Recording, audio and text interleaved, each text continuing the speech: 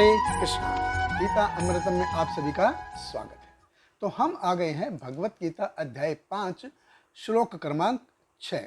तो भगवान कृष्ण जो संन्यास की कल्पना है उसको और दृढ़ बनाते हैं। भगवत गीता अध्याय 5 श्लोक क्रमांक 6 भगवान कृष्ण कहते हैं, संन्यासस्तु महाबाहो दुःखम आप्तुम अयोगत योग युक्त मुनिर्ब्रह्म न चिरेण अधिगच्छति।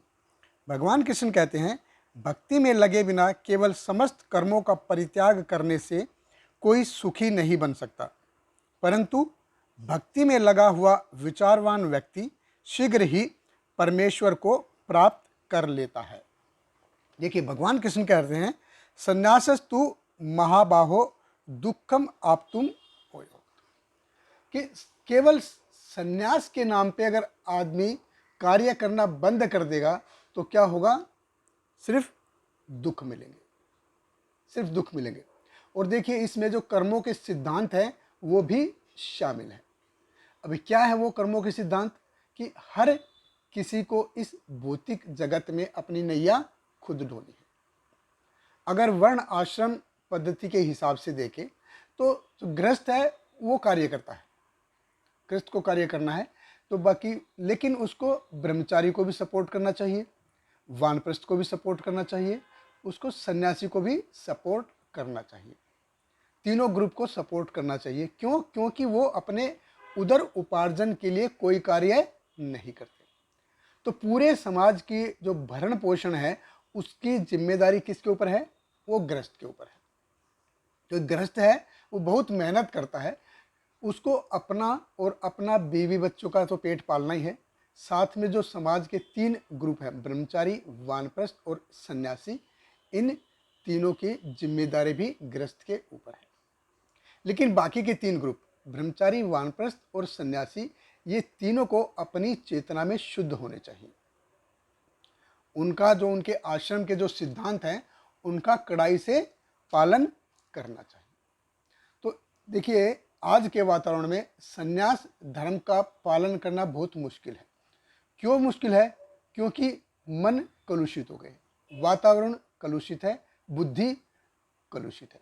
तो कलुषित वातावरण में, कलुषित बुद्धि के साथ, कलुषित मन के साथ संन्यास धर्म का पालन करना बहुत मुश्किल है। इसलिए संन्यास के नाम पे सब काम छोड़ दो और बगैर सफिशिएंट प्यूरिफिकेशन के, बिना पर्याप्त शुद्धिकरण के अगर संन्यास ले लेंगे, कार्य छोड़ देंगे, तो खाली दिमाग शैतान का घर। ये उन पे भी उतना ही सत्य है बाकी जितना बाकी लोगों पर। अगर खाली संन्यास के नाम पे हम कार्य छोड़ दें और बगैर शुद्धिकरण के, देखिए उसको, जो सन्यासी को है उसको पूरा डिपेंड रहना पड़ता है किस पे? अपनी ज़रूरतों के लिए उसको गृहस्थ के ऊपर भरोसा रखना पड़ेगा, उनके ऊपर गृहस्थ के ऊपर डिपेंड रहना पड़ेगा। अगर वो मन से शुद्ध नहीं है, पर्याप्त शुद्ध नहीं है, तो खाली दिमाग शैतान का घर है, तो वो मन में बेहुदा हरकतें सोचेगा। और कुछ समय के बाद क्या होगा? जो मन में बेहुदा हरकतें सोचता था वो उसको शारीरिक रूप से करने लगेगा, क्योंकि कलयुग का वातावरण इतना कलुषित है कि वो जो मन में पहले उसको ऐसे बेहुदा हरकत मन से सोचता था, अभी वो उनको शारीरिक रूप से करने लगेगा। इसलिए जब तक मन शुद्ध नहीं है, आंतरिक रूप से पूरा शुद्ध नहीं है, कर्मों का परित्याग नहीं करना चाहिए।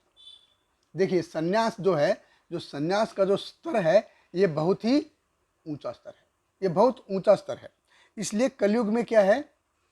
संन्यास वर्जित है।